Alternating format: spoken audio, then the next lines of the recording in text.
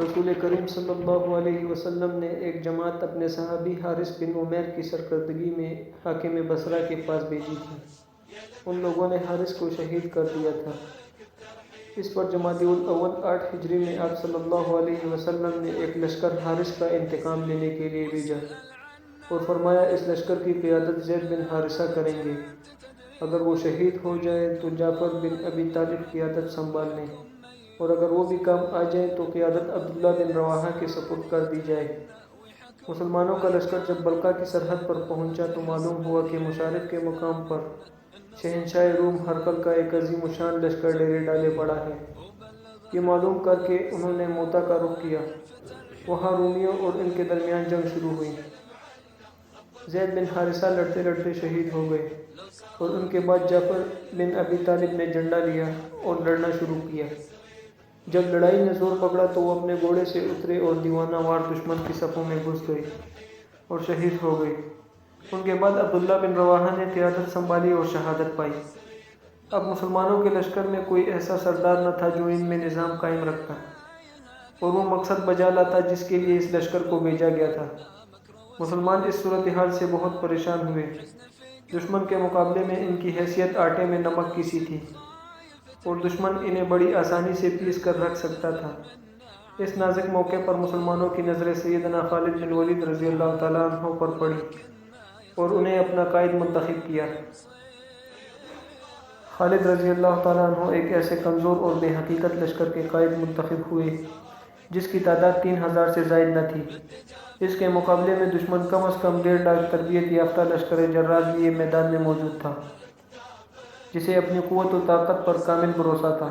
یہی رومی لشکر کچھ عرصہ قبل ایرانیوں پر فتح یاب ہو چکا تھا اور فتح و کامرانی کے نشے میں چور اب مسلمان کو تباہ و برباد کرنے کے در پہ تھا۔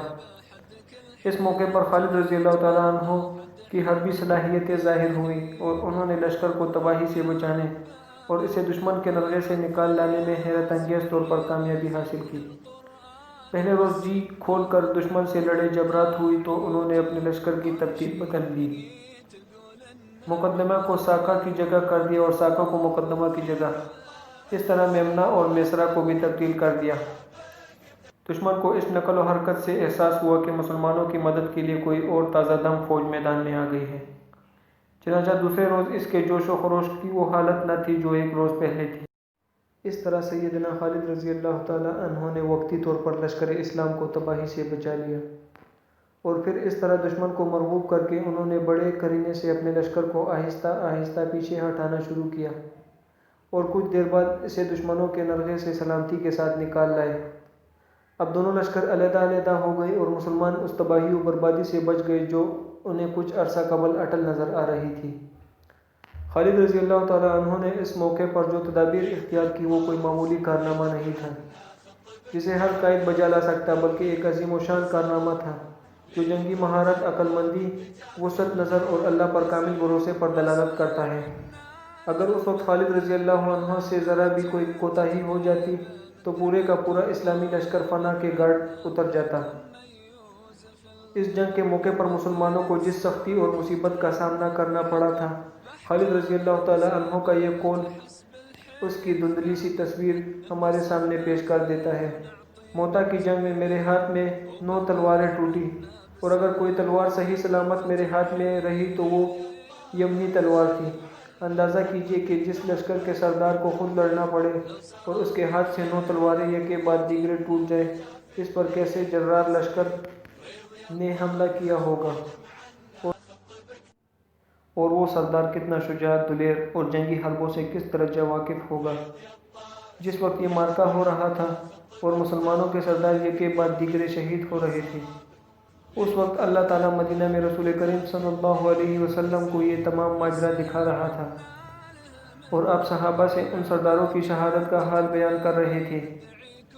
جب خالد رضی اللہ تعالیٰ عنہ نے جھنڈا ہاتھ میں لیا تو آپ صلی اللہ علیہ وسلم نے فرمایا، ان کے بعد اللہ کی تلواروں میں سے ایک تلوار خالد رضی اللہ تعالیٰ عنہ بن ولید نے جھنڈا ہاتھ میں لے لیا، اور وہ مقرر کردہ قائدین میں سے نہیں ہے بلکہ انہوں نے خود اپنے کو قائد بنایا ہے۔ اس کے بعد آپ صلی اللہ علیہ وسلم نے فرمایا، اے اللہ وہ تیری تلواروں میں سے ایک تلوار ہے، اب تو ہی اس کی مدد فرما۔ اس دن سے سیدنا خالد رضی اللہ تعالیٰ عنہ کا لقب سیف اللہ پڑ گیا۔ سچی بات تو یہ ہے کہ وہ نبی کریم صلی اللہ علیہ وسلم کے دیے ہوئے اس لقب کے پورے مستحق تھے، کیونکہ انہوں نے انتہائی نازک موقع پر مسلمانوں کے لشکر کو تباہی سے بچا لیا تھا۔ یہ حقیقت ہے کہ رسول اللہ صلی اللہ علیہ وسلم کے دیے ہوئے اس لقب میں جو جامعیت ہے وہ کسی عام انسان کے بیان کردہ تعریف میں کبھی نہیں ہو سکتی۔ اس موقع پر ایک سوال پیدا ہوتا ہے کہ جب مسلمانوں کی اس قدر قابل رحم حالت تھی تو ان کے پیچھے ہٹنے پر رومیوں نے آگے بڑھ کر انہیں روکا کیوں نہیں، اور ان کا تعاقب کرنے میں انہیں کیا رکاوٹ پیش آئی؟ اس کا جواب یہ ہے کہ بھاری لشکروں کے لیے جنگلوں میں گھس کر لڑائی کرنا بہت مشکل ہوتا ہے۔ رومی لشکر بھاری تعداد پر مشتمل تھا اور اس کے پاس سامان جنگ بھی بہت تھا۔ اس کے مقابلے میں مسلمان تعداد میں بہت تھوڑے تھے اور ان کے پاس سامان بھی بہت کم تھا، اس لیے انہیں رومیوں کے مقابلے میں نقل و حرکت کے زیادہ مواقع میسر تھے اور وہ بڑی آسانی سے جنگلوں اور پہاڑوں میں گھس کر اپنی راہ بنا سکتے تھے اور اپنی حفاظت کر سکتے تھے۔ اس صورت میں رومیوں کے لیے ان کا پیچھا کرنا کسی فائدے کا موجب نہ ہو سکتا تھا۔ یہ امر بھی بعید از قیاس نہیں کہ رومیوں کا یہ خیال ہو کہ مسلمانوں نے جنگلوں اور پہاڑوں میں کمین گاہیں بنا رکھی ہیں اور ان کا پیچھے ہٹنا محض ایک جنگی چال ہے، تاکہ جب ہم ان کا تعاقب کرتے ہوئے گھنے جنگلوں میں پہنچیں تو اپنی کمین گاہوں سے نکل کر ہم پر حملہ کر دیں اور ہمیں کاٹ ڈالیں۔ بعض مورخین یہ لکھتے ہیں کہ لشکر کی قیادت سیدنا خالد رضی اللہ تعالیٰ عنہ کے ہاتھ میں آنے کے بعد میدان جنگ کا نقشہ ہی بدل گیا اور مسلمانوں نے پے در پے زوردار حملے کر کے رومیوں کو شکست فاش دے دی۔ چنانچہ ابن سعد طبقات میں ایک ایسی ہی روایت نقل کرتے ہیں۔ اس روایت میں مرقوم ہے کہ سیدنا خالد رضی اللہ تعالیٰ عنہ نے جھنڈا اپنے ہاتھ میں لیتے ہی زور و شور سے رومیوں پر حملہ کر دیا۔ مسلمانوں نے بے دھڑک تلوار کے جوہر دکھانے شروع کیے اور رومیوں کو ایسی زبردست شکست دی جس کی مثال نہیں مل سکتی۔ لیکن یہ روایت ہر لحاظ سے ناقابل قبول ہے۔ مشہور اور مستند کتب تاریخ اس روایت کی تائید نہیں کرتی۔ بڑے مورخین جن میں ابن سعد خود بھی شامل ہے اس بات پر متفق ہیں کہ سیدنا خالد رضی اللہ تعالیٰ عنہ نے کمان ہاتھ میں لے کر دشمن کے حملوں کو روکا اور آہستہ آہستہ اپنے لشکر کو پیچھے ہٹا کر اسے دشمنوں کے نرغے سے نکال لائے۔ اس کے علاوہ عقل کے لیے بھی یہ بات قابل قبول نہیں کہ 3000 کا مختصر لشکر 1.5 لاکھ سپاہیوں کے عظیم الشان لشکر پر فتح یاب ہو جائے۔ اگر مسلمانوں کو فتح حاصل ہوئی تھی تو سوال پیدا ہوتا ہے کہ انہوں نے کتنے ہزار رومی قتل کیے اور کس قدر مال غنیمت اکٹھا کیا۔ مسلمان مورخین ہر جنگ کا ذکر کرتے وقت اس کے مقتولین کی تعداد اور مال غنیمت کی مقدار کا ضرور تذکرہ کرتے ہیں، لیکن اس موقع پر وہ بالکل خاموش ہے۔ آخر کیوں؟ ابن ہشام اور ابن برہان الدین نے بھی ذکر کیا ہے کہ مسلمانوں نے خالد رضی اللہ عنہ کو سپہ سالار بنایا اور اللہ تعالیٰ نے انہیں میدان جنگ میں فتح نصیب فرمائی۔ معلوم ایسا ہوتا ہے کہ ان مورخین نے مسلمانوں کی نجات کو مجازاً فتح سے تعبیر کیا ہے، کیونکہ 3000 مسلمانوں کو جنہیں موت اپنے سامنے نظر آ رہی تھی موت کے منہ سے نکال لانا فتح کے مترادف بھی سمجھا جا سکتا ہے۔ اگر سیدنا خالد رضی اللہ تعالیٰ عنہ اپنے بے نظیر تدبیر اور اعلیٰ جنگی مہارت سے کام نہ لیتے تو مسلمانوں کی تباہی میں کسی قسم کا شک و شبہ باقی نہ تھا۔ گویا سیدنا خالد رضی اللہ تعالیٰ عنہ نے لشکر کو موت کے منہ سے نکال کر مسلمانوں کی تعداد میں 3000 کا اضافہ کر دیا۔ تقریباً تمام مورخین نے اس امر کا بھی تذکرہ کیا ہے کہ جب یہ لشکر مدینہ کے قریب پہنچا تو رسول اللہ صلی اللہ علیہ وسلم دیگر مسلمانوں کے ہمراہ اس کے استقبال کے لیے نکلے۔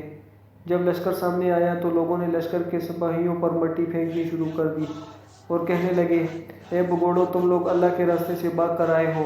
لیکن نبی کریم صلی اللہ علیہ وسلم نے انہیں اس حرکت سے منع فرمایا اور کہا، یہ بگوڑے نہیں، انشاءاللہ یہ دوبارہ جہاد کو جائیں گے۔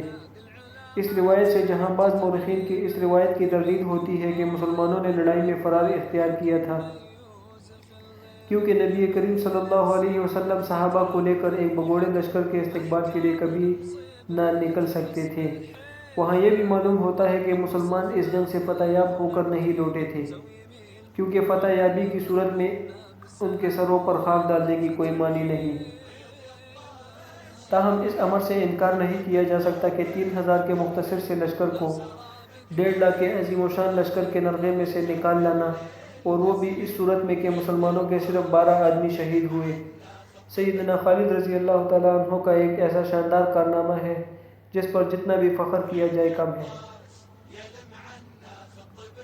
ہماری رائے کی تائید بعض اشعار سے بھی ہوتی ہے جو اس موقع پر کہے گئے تھے۔ چنانچہ قیس بن محصر الیامری کہتے ہیں، اللہ کی قسم میرا نفس مجھے اب تک جنگ موتا کے واقعات پر ملامت کرتا ہے، افسوس میں اس روز کچھ نہ۔ ابن برہان الدین بھی اپنی کتاب میں ہماری رائے کی تائید کرتے ہیں، چنانچہ وہ لکھتے ہیں، جنگ موتا میں مسلمانوں کو اس لحاظ سے فتح حاصل ہوئی تھی کہ اس موقع پر 3000 مسلمانوں کے مقابلے میں 2 لاکھ رومی سپاہ میدان جنگ میں موجود تھی۔ اس عظیم و شان لشکر کے مقابلے میں مسلمانوں کے زندہ بچنے کی کوئی صورت نہیں تھی، اور بظاہر یہی نظر آ رہا تھا کہ 3000 سپاہیوں میں سے ایک شخص بھی اپنی جان بچا کر نہیں لے جا سکے گا، لیکن خالد رضی اللہ تعالیٰ عنہ نے بے نظیر جرأت اور شجاعت دکھا کر مسلمانوں کو تباہی سے بچا لیا۔